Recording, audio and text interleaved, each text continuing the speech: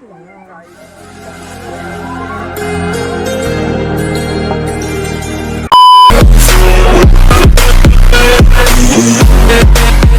Welcome back to our channel. আমি সঞ্চিতা, তোমরা দেখছি এমএস বেঙ্গলি ব্লগস। আশা করছি তোমরা খুব ভালো আছো। আমি ভীষণ ভালো আছি। তো আজকে আমি বিরিয়ানি বানাবো। কি করছি আর নতুনত্বভাবে বিরিয়ানি বানানোর চেষ্টা করছি। চলো দেখতে থাকো, সঙ্গে থাকো।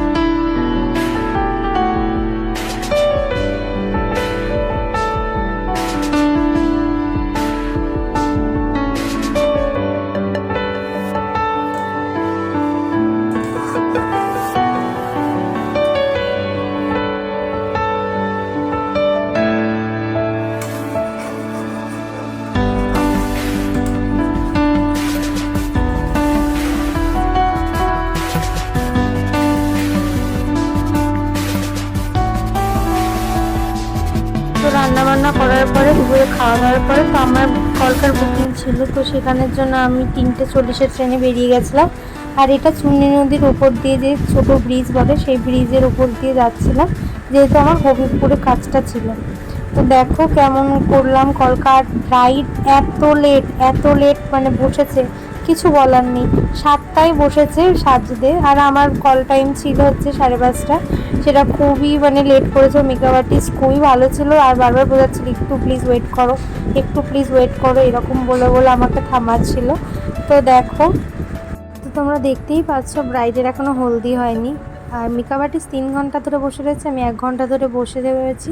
তারপরে রাগারাগি কিছু করার পরে তো ব্রাইড বসে। তো দেখো ব্রাইড কখন বসবে এই ভেবে, তো যাতায়াতে আমি একটু রাগারাগি করাতে সে একটু তাড়াতাড়ি বসে।